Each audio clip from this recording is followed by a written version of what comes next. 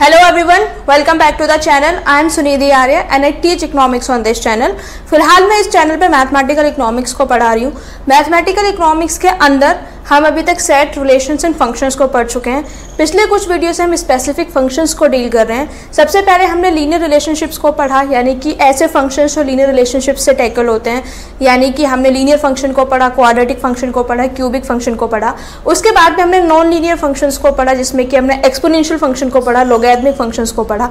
आज की इस वीडियो में हम हाइपरबोलिक फंक्शन को पढ़ेंगे और इसी टॉपिक के साथ हम फंक्शंस का जो टॉपिक है उसको रैप अप कर देंगे।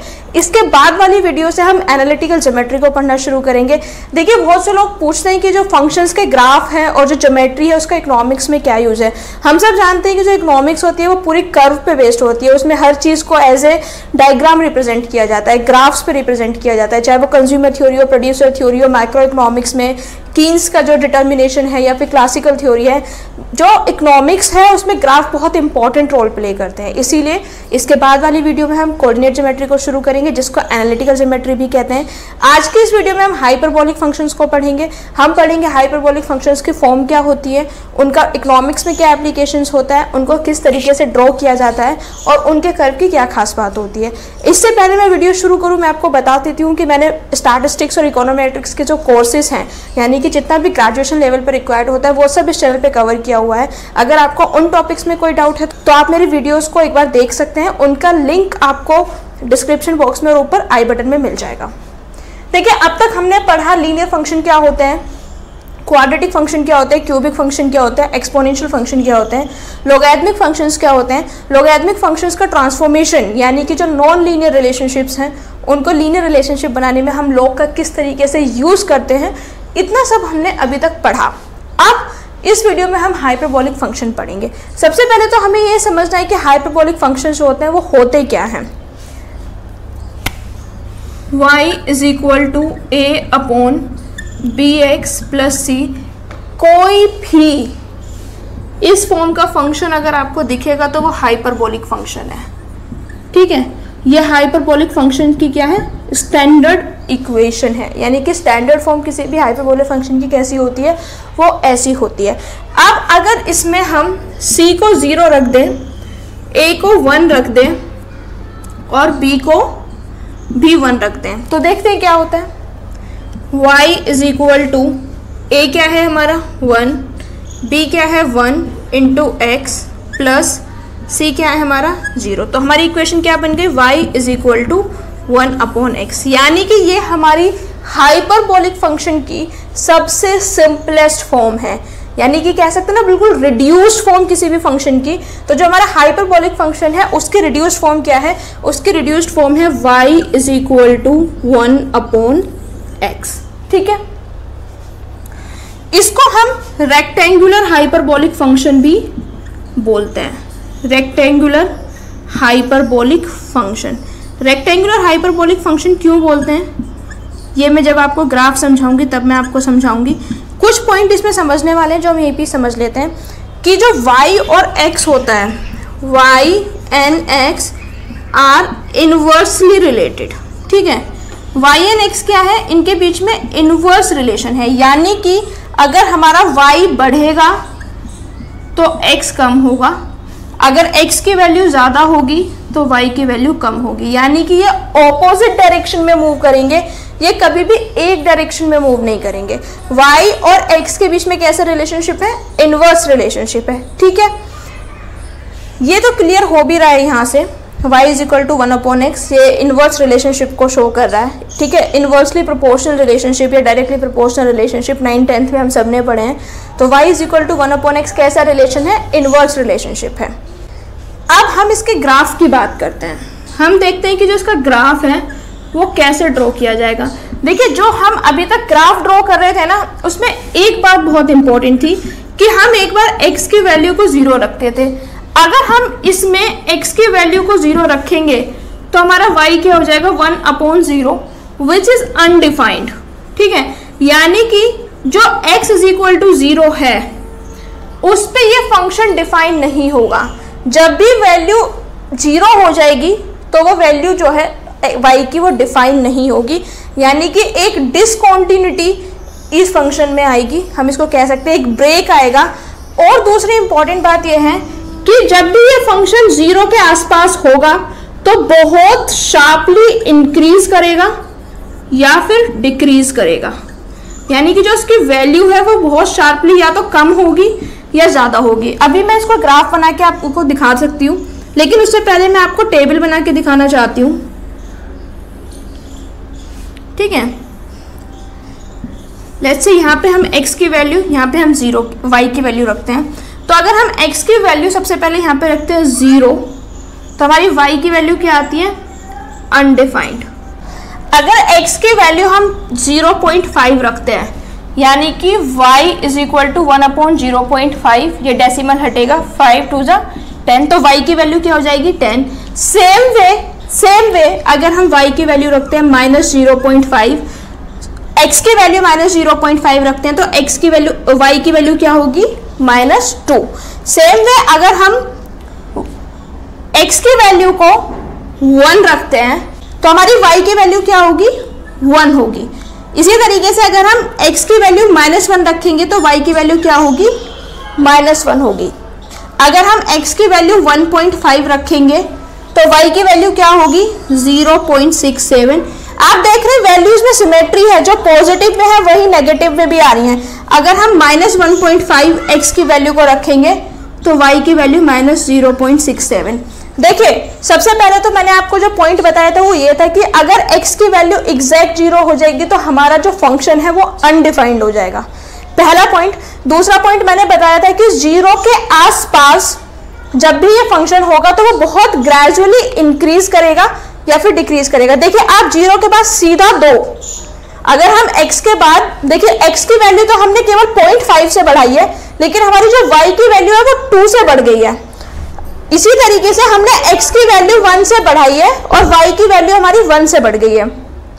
लेकिन यहाँ पे आप देखेंगे हमने जो वैल्यू बढ़ाई है वो 1.5 से बढ़ाई है। 1 के बाद में हमने वैल्यू जो बढ़ाई है वो 0.05 से बढ़ाई है, लेकिन हमारा जो इंक्रीज है वो 0.67 का है, जबकि सेम वैल्यू हमने यहाँ पे बढ़ाई थी तो हमारा इंक्रीज जो आया था वो 2 का आया था, ठीक है। तो ये समझने वाली बात है कि जब नेबरहुड होगा तो वहां पे वो फंक्शन बहुत शार्पली इंक्रीज करेगा या डिक्रीज करेगा, यानी कि कर्वेचर जो है वहां पे बहुत जल्दी चेंज होगा, ठीक है। अब हमें इसमें एक कॉन्सेप्ट को समझना है, एसिम्पटोट, ठीक है। एसिम्पटोट क्या होता है?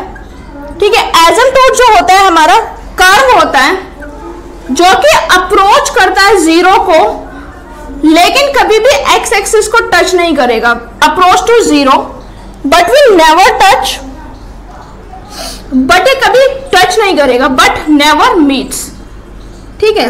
यानी कि देखिए, इस तरीके से हमारा कर्व होता है, कार्टेशियन प्रोडक्ट्स जो होते हैं हम इसी तरीके से बनाते हैं। जितने भी पॉजिटिव वैल्यूज हैं, यानी कि x 0, 0.5, 1, 1.5 जितना भी हमने रखा है, जो पॉजिटिव वैल्यू है जिसमें x और y दोनों पॉजिटिव हैं वो हमारा फर्स्ट क्वाड्रेंट में आएगा, जिसमें x और y दोनों नेगेटिव हैं वो हमारा थर्ड क्वाड्रेंट में आएगा। अब हम इसका ग्राफ देख लेते हैं वो किस तरीके से बनेगा। देखिए, जो हमारा ग्राफ है, ठीक है, पॉजिटिव वाला इस तरीके से बनेगा, नेगेटिव वाला इस तरीके से बनेगा। पॉजिटिव जो हमारा ग्राफ है जिसमें दोनों x और y की वैल्यू पॉजिटिव है, अगर हम x की वैल्यू पॉजिटिव रख रहे हैं, और जो हमारा y है जिसमें हम नेगेटिव रख रहे हैं, तो ये हमारा होगा। देखिए, ये ना हमेशा अप्रोच करेगा x पे 0 की तरफ, पर ये कभी भी x एक्सिस को टच नहीं करेगा और उसको क्रॉस भी नहीं करेगा। यानी कि जो हमारे हाइपरबोला का फंक्शन है उसका ग्राफ हमारे फर्स्ट क्वाड्रेंट में रहेगा या फिर थर्ड क्वाड्रेंट में रहेगा, वो कभी भी सेकंड और फोर्थ क्वाड्रेंट में नहीं पहुंचेगा, and it will never cross x axis, never cross x axis, ठीक है। ये x एक्सिस को भी कभी क्रॉस नहीं करेगा, और जो हमारा फंक्शन है वो कभी 0 नहीं होगा, वो क्या होगा? टेंड टू 0, ठीक है। यानी कि वो अप्रोच करेगा 0 की तरफ। हमारा जो x है वो 0 की तरफ अप्रोच करेगा, तो y हमारा इंफिनिटी की तरफ अप्रोच करेगा। देखिए, जैसे हमारा x जो है वो 0 की तरफ बढ़ता जाएगा, उसी तरीके से हमारा y जो है वो इस तरीके से होके इंफिनिटी की तरफ बढ़ता जाएगा, लेकिन ये कट कभी नहीं करेंगे, ठीक है। 0 के इक्वल कभी नहीं होंगे, ये इसमें इंपॉर्टेंट बात थी। अब हम समझेंगे कि इसका इकोनॉमिक्स में क्या यूज है। देखिए, अब हमें कॉन्सेप्ट समझना है रेक्टेंगुलर हाइपरबोला का, ठीक।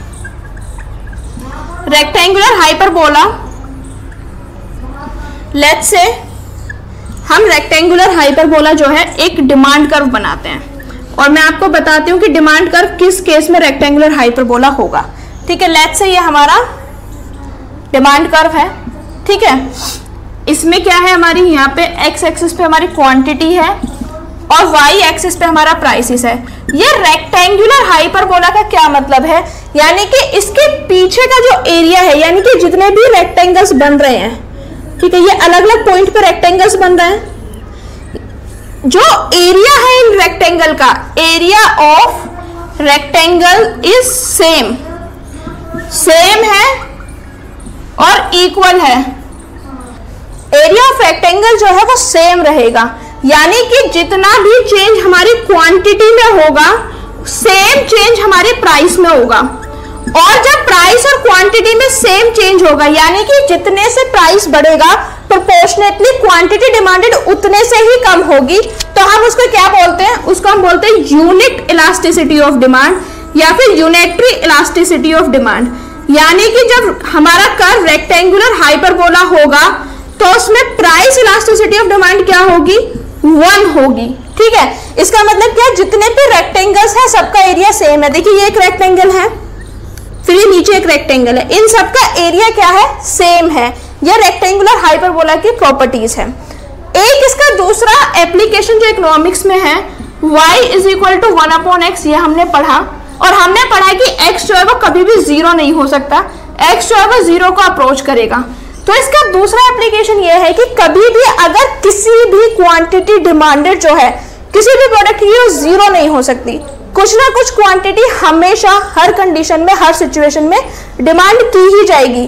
Quantity demanded will never be 0, it will always be equal to something. ठीक है, इसकी दूसरी एप्लीकेशन ये होगी। और भी बहुत सारी एप्लीकेशंस है जो कि रेक्टेंगुलर हाइपरबोला, हाइपरबोलिक फंक्शंस की इकोनॉमिक्स में यूज होती हैं, बट ब्रॉडली फिलहाल आपको इतना ही समझना है कि जो यूनिटरी इलास्टिसिटी ऑफ डिमांड है, इलास्टिसिटी ऑफ डिमांड क्या होता है, proportionate change in quantity demanded, proportionate change in quantity demanded, change in quantity demanded with respect to proportionate या परसेंटेज चेंज इन प्राइस। यानी कि अगर हमारा प्राइस डिक्रीज हुआ है तो हमारी क्वांटिटी डिमांडेड कितनी बढ़ेगी, ये हमारी इलास्टिसिटी ऑफ डिमांड बढ़ाती है। अगर हमारा रेक्टेंगुलर हाइपरबोला डिमांड कर्व बन रहा है तो इसका मतलब जितने भी पॉइंट्स हैं सब पे जितने भी रेक्टेंगल्स बन रहे हैं वो सब इक्वल हैं, और जो हमारा चेंज है, जो हमारा क्वांटिटी डिमांडेड का चेंज है वो इक्वल है, सेम है, इसीलिए हम उसे क्या बोलेंगे, यूनिटरी इलास्टिसिटी ऑफ डिमांड। आज की इस वीडियो में हमने हाइपरबोलिक फंक्शंस को पढ़ा, उसमें समझा कि हाइपरबोलिक फंक्शंस के कर्व क्या होते हैं, एसिम्प्टोट के कॉन्सेप्ट को समझा, एसिम्प्टोट के कॉन्सेप्ट के बाद हमने हाइपरबोलिक फंक्शंस के कर्व को समझा और उसके बाद में हमने इकोनॉमिक्स एप्लीकेशन को देखा। That's it for today's video. I hope आपको आज का वीडियो बहुत अच्छा लगा होगा, इन्फॉर्मेटिव लगा होगा। अगर आपको आज का वीडियो अच्छा लगा तो please like it, share it with your friends, subscribe to the channel.